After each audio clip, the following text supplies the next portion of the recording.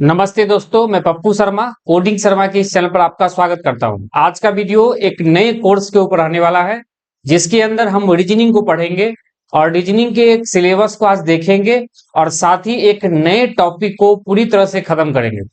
मैं बता दूं, रीजनिंग का ये कोर्स मैं स्टार्ट किया हूं, इसके अंदर आपको 1 बाय 1 करके हर एक टॉपिक को पढ़ने को मौका मिलेगा, तो आप इस कोर्स को फॉलो करें। साथ ही मैं बता दूं, इस जो भी कोर्स यहाँ पर पढ़ाई होती है इस चैनल पर, उस सब कोर्स का अलग से एक प्लेलिस्ट बना हुआ है। आप प्लेलिस्ट जब यूट्यूब पर सर्च करेंगे कोडिंग शर्मा, तो वहां पर आपको प्लेलिस्ट मिल जाएगा। ठीक है, प्लेलिस्ट वाले सेक्शन में जाएंगे और वहां पर आपको रीजनिंग का, क्वांटिटेटिव एप्टीट्यूड जो मैथ पढ़ा रहे हैं उसका, और साथ ही जो प्रोग्रामिंग पढ़ाते हैं जावा या सी प्रोग्रामिंग या HTML, ठीक है, ये सारे का प्लेलिस्ट बना हुआ है। तो आप प्लेलिस्ट को एक्सेस कर लेंगे तो आपको स्ट्रक्चर में वीडियो पढ़ पाएंगे, मतलब उसमें एक साथ वीडियो डाला हुआ है। ठीक है, तो आप प्लेलिस्ट को जरूर एक्सेस कर लेंगे। तो चलिए आज के इस नए कोर्स को हम सीरीज करते हैं, आगे बढ़ते हैं।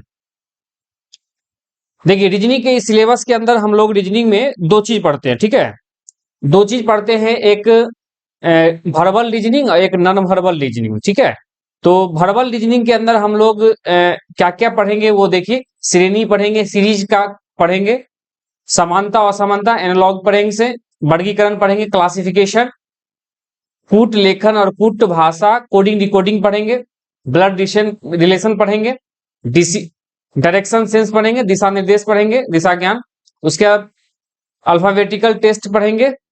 ठीक है, ऑर्डर रैंकिंग का क्वेश्चन बनाएंगे, फिर स्टेटमेंट कंक्लूजन और स्टेटमेंट एंड एजम्पशन। ठीक है, कथन एवं अनुमान। ये 10 टॉपिक है। आगे बढ़ते, कुछ और टॉपिक है इसी के अंदर।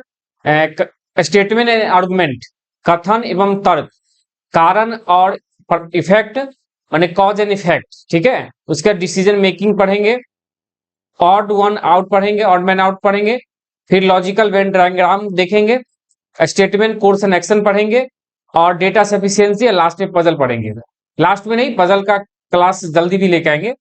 तो ये 18 टॉपिक है और इसको हम बारी बारी से खत्म करेंगे अच्छे से। तो इसमें से आज एक टॉपिक को हम पूरी तरह से खत्म करेंगे। ठीक है, वो आगे देखने वाले हैं। तो रीजनिंग का ये सिलेबस है, अगर आप ये सिलेबस को अच्छे से कवर कर लेते हो तो आप रीजनिंग का मोस्टली क्वेश्चन बना सकते हैं। रीजनिंग कोई क्या कहते हैं, ज्यादा हार्ड नहीं होता है। रीजनिंग में आपको लॉजिक समझना पड़ता है, क्वेश्चन आपको आसानी से बन जाएगा। ठीक है, देखिए रीजनिंग के दूसरे पार्ट में हम नॉन वर्बल रीजनिंग पढ़ेंगे, जिसके अंदर डायग्राम, वेन डायग्राम है ना, फिगर से रिलेटेड क्वेश्चन सब रहेगा।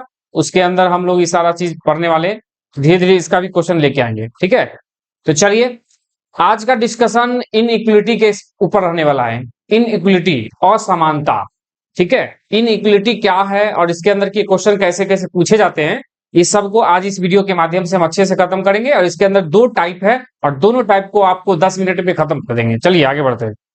सबसे पहले बेसिक कॉन्सेप्ट को समझ लेते हैं, क्या क्या बेसिक कॉन्सेप्ट रहने वाला है। देखिए, सबसे पहले हम बात करेंगे सिंबल। ठीक है, सिंबल बात करेंगे।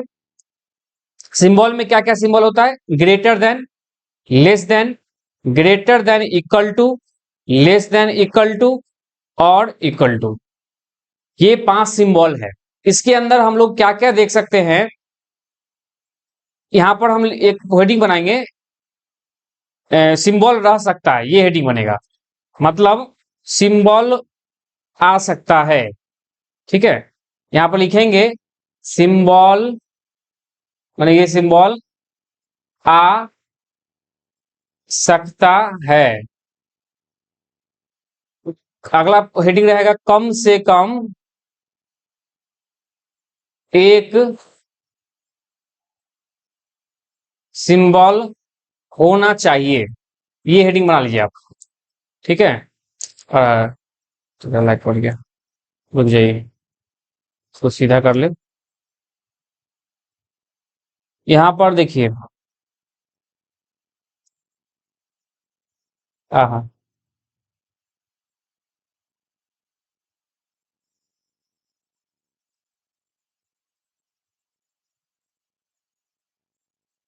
देखिए सिंबल आ सकता है और कम से कम एक सिंबल होना ही चाहिए। ये क्या है, देखिए हम बताते हैं आपको। अगर ग्रेटर देन का सिंबल है तो इसके बीच में ग्रेटर देन का सिंबल आ सकता है, ग्रेटर देन इक्वल टू का सिंबल आ सकता है और इक्वल टू का सिंबल आ सकता है।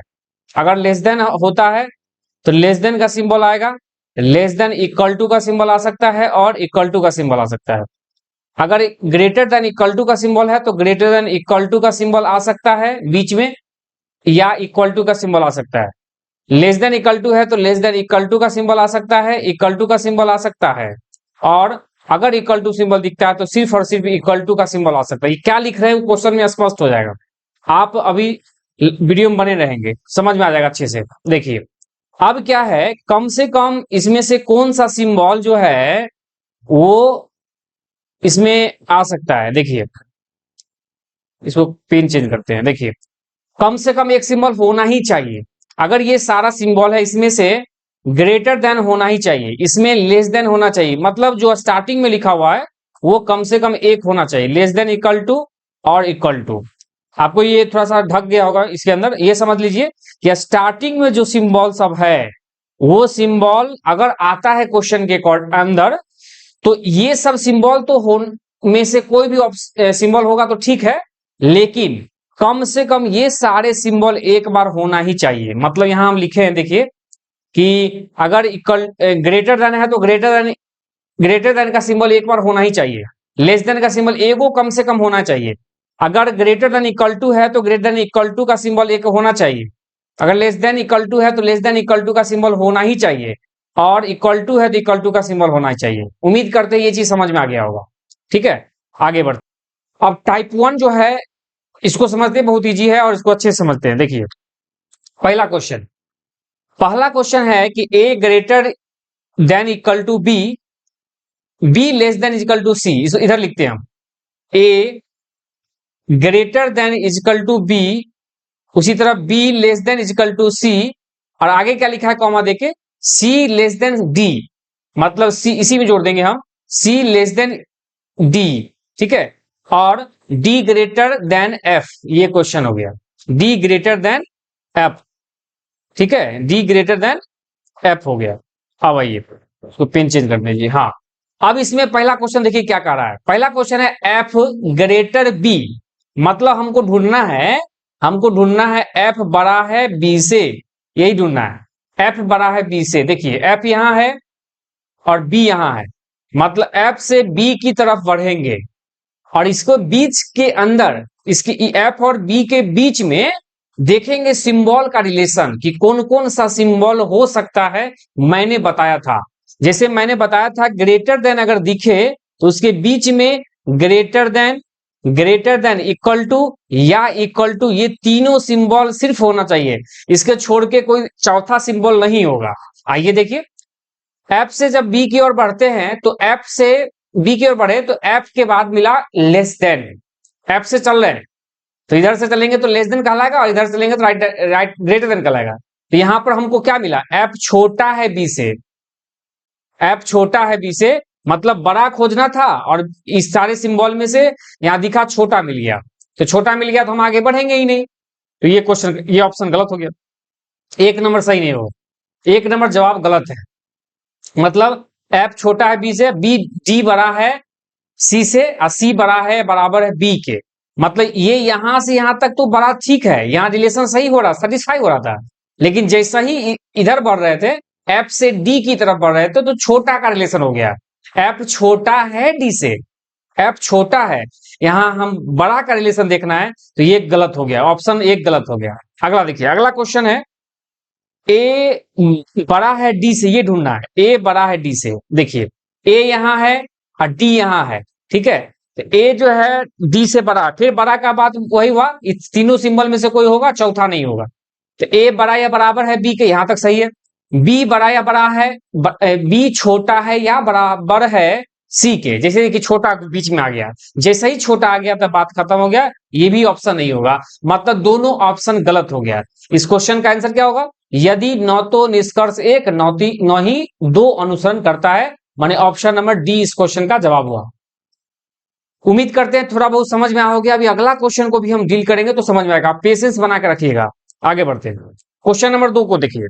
क्वेश्चन नंबर 2 में है कि क्या दिया है उस क्वेश्चन को लिख लेते। P बड़ा है Q से, Q बड़ा है R से, R बराबर है S के, S बड़ा या बराबर है T के। आगे देखिए कॉमा देके लिखा है S बड़ा या बराबर है T के, इसी में जोड़ लेते हैं।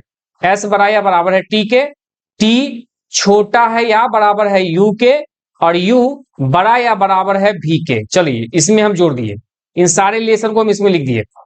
पहला क्वेश्चन क्या कह रहा है, पहला क्वेश्चन कह रहा है कि Q बड़ा है T से, Q बड़ा है, फिर से देखिए बड़ा का क्या रिलेशन बताए थे, बड़ा का रिलेशन बताए थे कि उस रिलेशन के बीच में, उन दोनों वैल्यू के रिलेशन के बीच में बड़ा का सिंबल या बड़ा या बराबर का सिंबल या बराबर का सिंबल आ सकता है, इसके अलावा कोई चौथा सिंबल होगा तो नहीं होगा, वो रिलेशन गलत हो गया।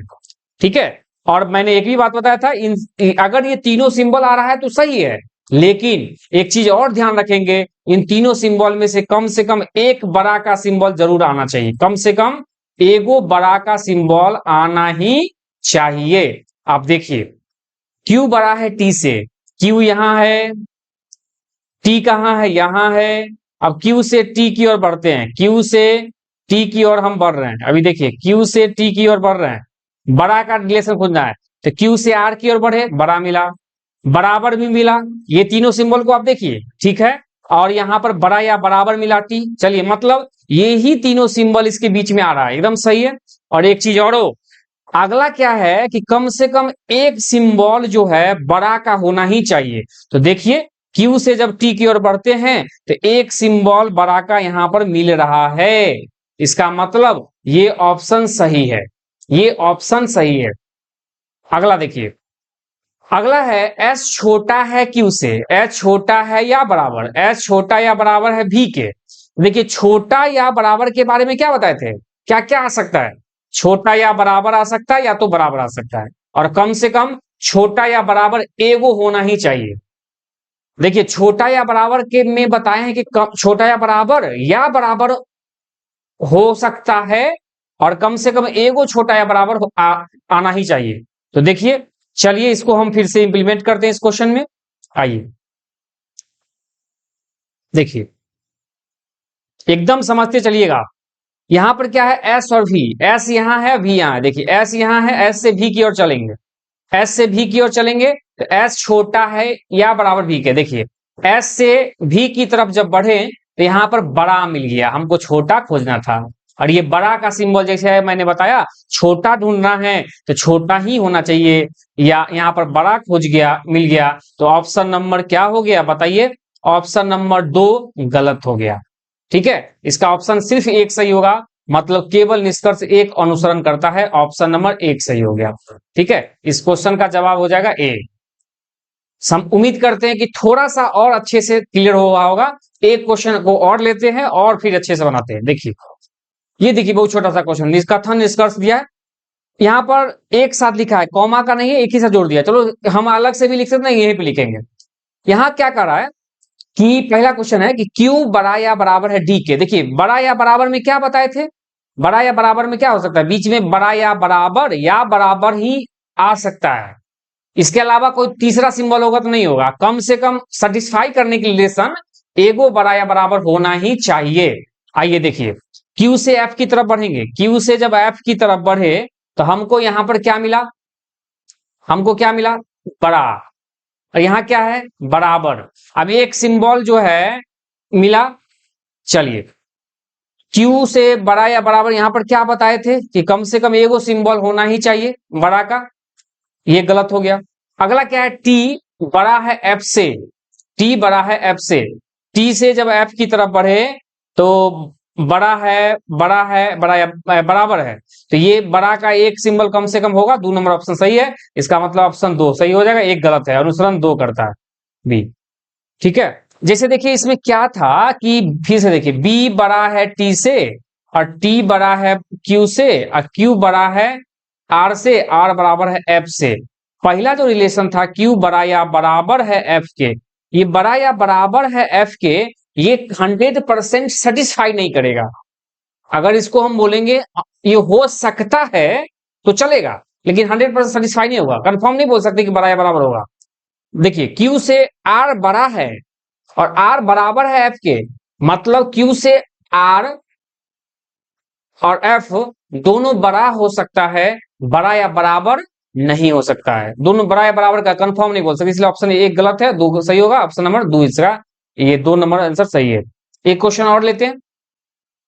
यहां देखिए क्वेश्चन को, इस क्वेश्चन को हम लिख लेते हैं इधर से। सी बड़ा है, थोड़ा सा दूर करके लिखेंगे क्योंकि इसमें हमको अटैच करना पड़ेगा, ठीक है। ये देखिए,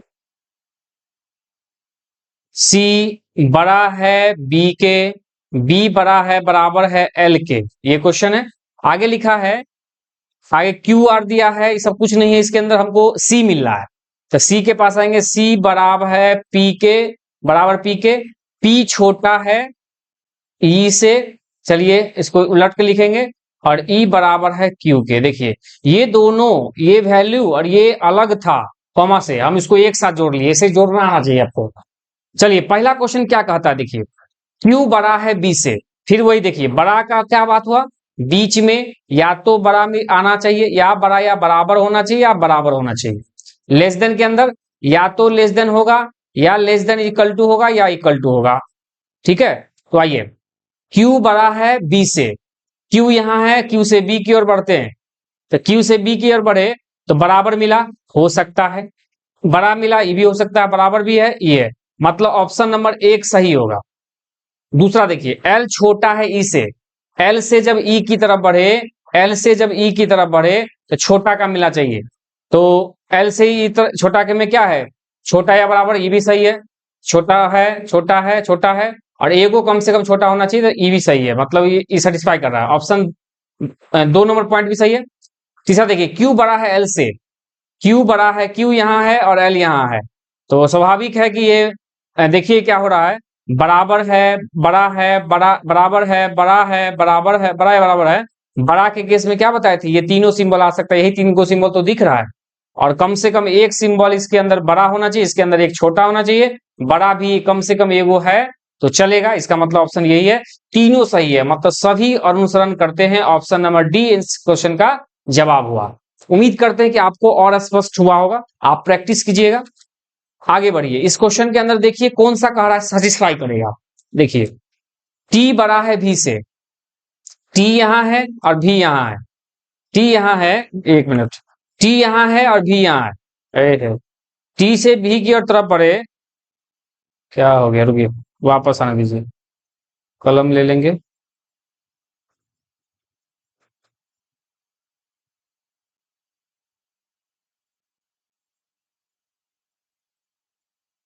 देखिए टी से भी की तरफ बढ़े तो क्या हो रहा है, भी छोटा है टी से, चलिए इधर से घुमाते हैं, भी छोटा है तो भी से बड़ा का रिलेशन आ गया। देखिए भी से छोटा होना चाहिए, बड़ा का रिलेशन आ गया, ये गलत हो गया। एन छोटा है जेड से, एन छोटा है, एन से जब जेड की तरफ बढ़ेंगे छोटा कैसे, यहाँ बड़ा मिल गया, यो खत्म, यो गलत हो जाएगा। मतलब क्या हुआ, फिर से देखिए, मतलब ये हो गया, ऑप्शन ये भी नहीं होगा, ये भी नहीं होगा। आगे देखिए, आर बड़ा है यू से, आर से जब यू की तरफ बढ़े तो हमको बड़ा मिल रहा है, बड़ा है, बड़ा या बराबर है, और बड़ा है, इसका मतलब क्या है, यही ऑप्शन सही हो जाएगा, क्योंकि आर जो है बड़ा है टी से, टी बड़ा या बराबर एन के, एन बड़ा है भी से, तो आर यू से बड़ा होगा, एकदम होगा, क्योंकि कम से कम एगो बड़ा का सिंबल होना चाहिए है, और ये गलत हो जाएगा। ऑप्शन नंबर इसका जवाब सी हो जाएगा।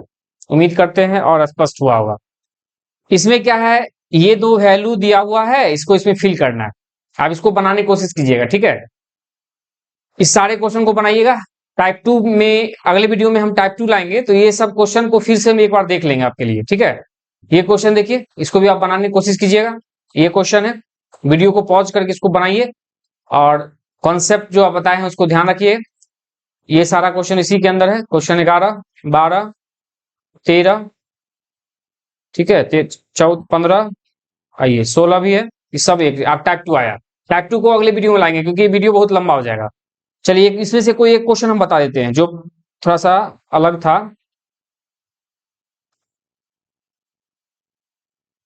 ये वाला 9 नंबर क्वेश्चन बताते हैं हम। देखिए 9 नंबर क्वेश्चन को फिर अलग से लिखते हैं, तब अच्छे से होगा। जी छोटा है या बराबर है एल के, एल बड़ा या बराबर है ओ के, ओ बड़ा है बराबर है डब्ल्यू के, W बड़ा या बराबर है I के, I छोटा है R के।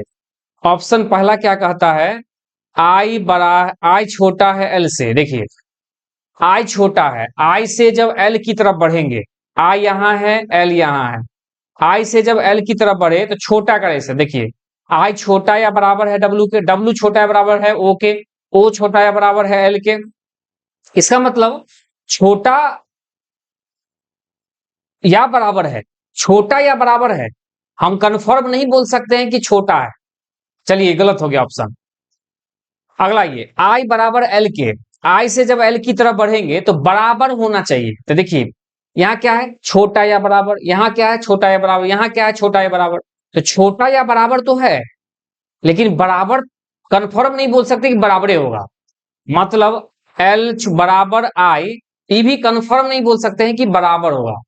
तो आप देखिए दोनों स्टेटमेंट में क्या दिख रहा है, अगर दोनों स्टेटमेंट को आपस में मर्ज करें तो हमको एक चीज मिलेगा, छोटा या बराबर।